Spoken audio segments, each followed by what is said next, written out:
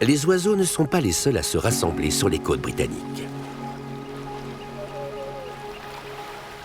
Un mammifère pour lequel nous avons beaucoup d'affection est aussi attiré par ces rivages.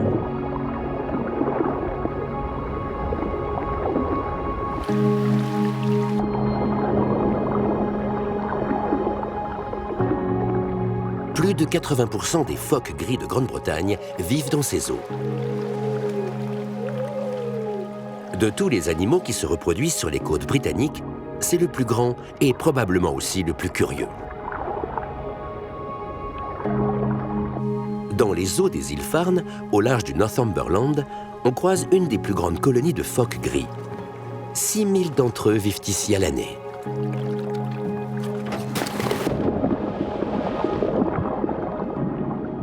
Jane Hardy, biologiste, a une passion pour ces animaux charismatiques.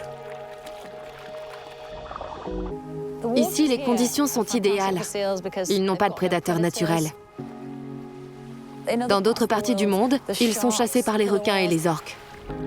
Et la température de l'eau est optimale. Ils ont une épaisse couche de graisse, ils ne craignent pas le froid. Le phoque gris qui se nourrit de poissons, de calmars et de poulpes passe 80% de son temps sous la surface de l'eau et reste parfois immergé plus de 30 minutes.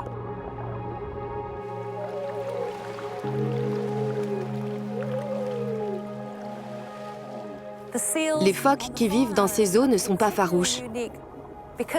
Il y a beaucoup d'épaves autour des îles Farne et cela attire les bateaux des plongeurs. Alors ils sont habitués à voir des humains et ils n'ont pas peur d'eux.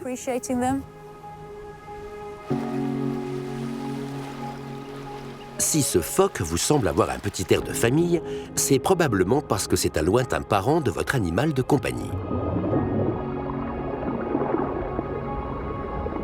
Il y a quelques millions d'années, les phoques et les chiens sont descendus du même ancêtre.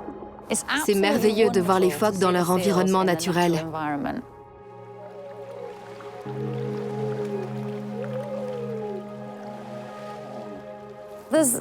On sent qu'ils sont méfiants,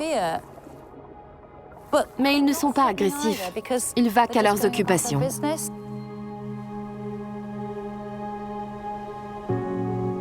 Les femelles mesurent 1,50 m pour 150 kg. Et les mâles, presque 2 fois plus. Les phoques gris imposent le respect.